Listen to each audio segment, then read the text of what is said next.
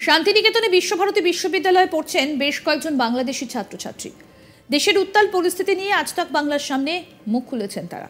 বিশ্বভারতীতে পাঠরত পড়ুয়া বাংলাদেশি নাগরিক শাহনাজা প্রমিন, মোহাম্মদ আফতাবউদ্দিন এরা বলছেন, শেখ হাসিনার প্রধানমন্ত্রী পদে পদত্যাগকে তারা নৈতিক জয় হিসেবেই দেখছেন। কোটা সংস্কার আন্দোলন বিচার পেলে এতটা দূর যেত না। এদিন বিশ্বভারতীতে পাঠরত পড়ুয়া বাংলাদেশি ছাত্রছাত্রীরা নিজেদের দেশের খবরাখবর নিচ্ছিলেন, কারণ তাদের দেশের প্রধানমন্ত্রী শেখ হাসিনা পদত্যাগ করেছেন। দেশের কি পরিস্থিতি তার জন্য ভিডিও কলের মধ্যে দিয়ে খবর নিচ্ছিলেন কেমন রয়েছেন স্বজনরা। কোটা সংস্কারের আন্দোলন একেবারে গণ অভ্যুত্থানের রূপ পেয়েছে বাংলাদেশে, যেখানে দেশের প্রধানমন্ত্রী পদ থেকে শেখ হাসিনা পদত্যাগ করে দেশ ছাড়তে হয়েছে। এই মুহূর্তে বাংলাদেশের শাসনভার এখন দেশের সেনাদের হাতে। ভারতের মাটিতে দাঁড়িয়ে বাংলাদেশের নাগরিক বাসিন্দা বিশ্বভারতীতে পাঠরত পড়ুয়ারা কি বলছেন। সঙ্গীত ভবনের ছাত্র মোহাম্মদ আফতাবউদ্দিন জানান, ছাত্র আন্দোলন থেকে এই সংঘাতের সূত্রপাত, বিষয়টির একটা সমাধান হলো, কিন্তু আমরা প্রত্যাশা রাখি যে সরকার গঠন করুক না কেন এই সংঘাত বন্ধ রাখুক।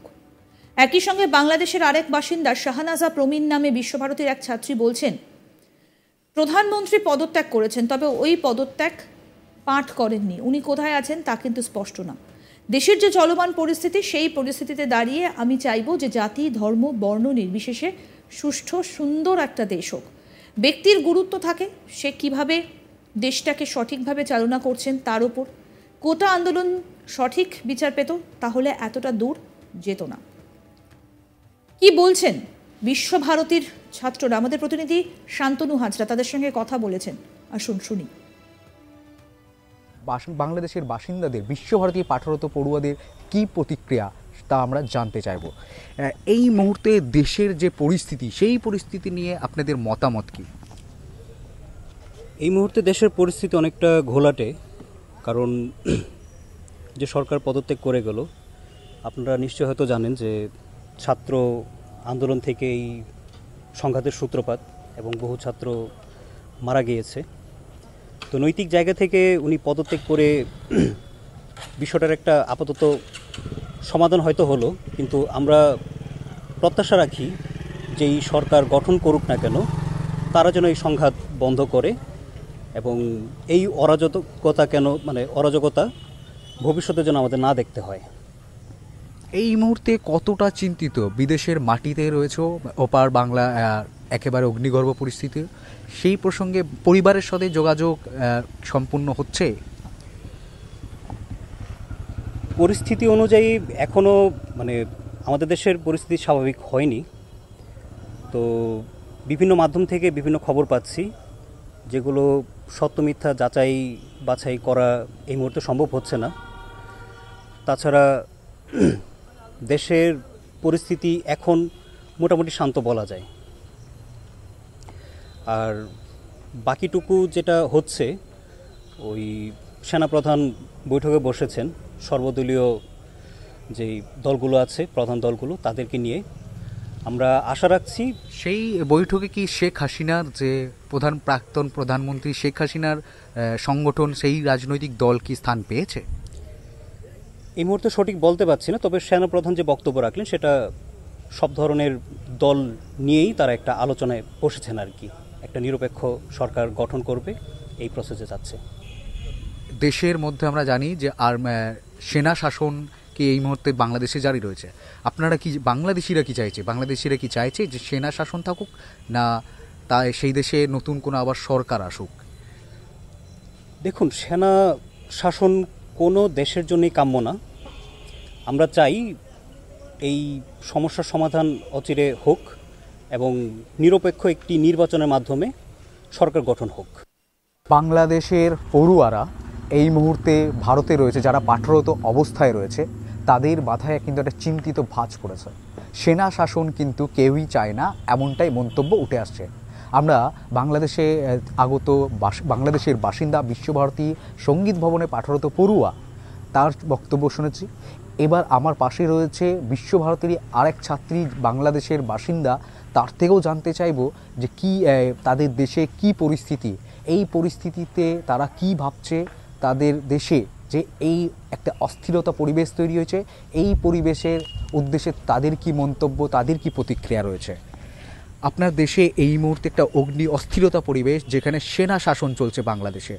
আপনাদের প্রধানমন্ত্রী শেখ হাসিনা তিনি এখনও কোথায় আছেন ঠিকভাবে বলা যাচ্ছে না, বিভিন্ন মন্তব্য উঠে আসছে, কেউ বলছে লন্ডন, কেউ বলছে ভারতে চলে এসছেন। তো আপনারা কিভাবে দেখছেন এই বিষয়কে? সেনা শাসন চলছে ঠিক বলা যায় না, কারণ সেনাবাহিনীর ঠিক আছে যে সেনাবাহিনীর এই মুহূর্তে দেশে কিন্তু প্রধানমন্ত্রী পদত্যাগ করেছেন। হ্যাঁ, প্রধানমন্ত্রী পদত্যাগ করেছেন এবং তিনি সেটা নিজে পাঠ করেননি। পদত্যাগ পত্র যেটা, সেটা উনি নিজের পাঠ করেননি। আমরা জানতে পেরেছি নিউজের মাধ্যমে যে উনি পদত্যাগ করেছেন। তো উনি কোথায় আছেন সেটাও এখনও জানা যায়নি। এখন দেশের যেই চলমান পরিস্থিতি, এই পরিস্থিতিতে দাঁড়িয়ে আমি চাইবো যে এবার জাতি, ধর্ম, বর্ণ নির্বিশেষে সুষ্ঠু সুন্দর একটা দেশ হোক আমাদের।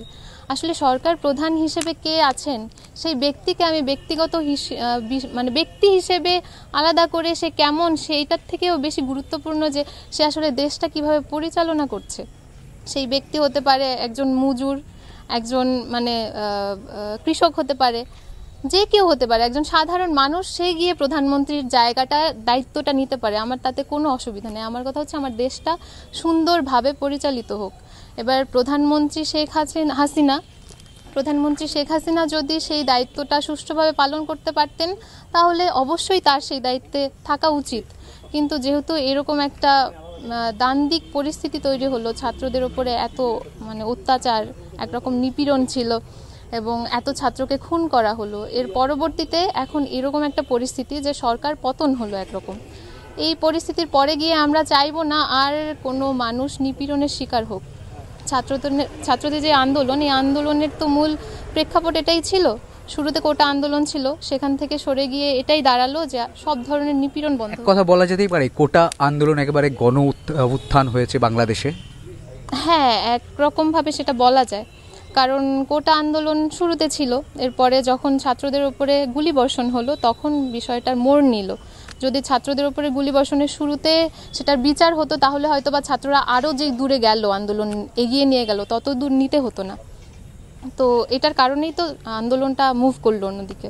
আমরা আরও একটা জিনিস দেখতে পাচ্ছি যে বাংলাদেশের বাসিন্দা এবং এখানে বিশ্বভারতী পাঠরত পড়ুয়া যারা বাংলাদেশে থেকে আগত, তাদের প্রোফাইলে, সোশ্যাল মিডিয়ায় প্রোফাইলে দেখা যাচ্ছে যে বিশেষভাবে বাংলাদেশের ম্যাপ, আর সেই ম্যাপ এখন লাল রং দিয়ে ঢাকা রয়েছে। কেন আপনাদের অনেকের প্রোফাইলে রয়েছে এই বিষয়টা কেন এটা কেমন প্রতিবাদ, কি বিষয়টা কি? এইটা আসলে আমাদের তো অনেক ছাত্র খুন হয়েছে রাজপথে এবং সেই রাজপথের রং হয়ে গেছে লাল, রক্তের রং। সেই জায়গা থেকে এটা আমাদের একটা প্রতিবাদ। দেখতে থাকুন আজ তাক বাংলার ইউটিউব চ্যানেল।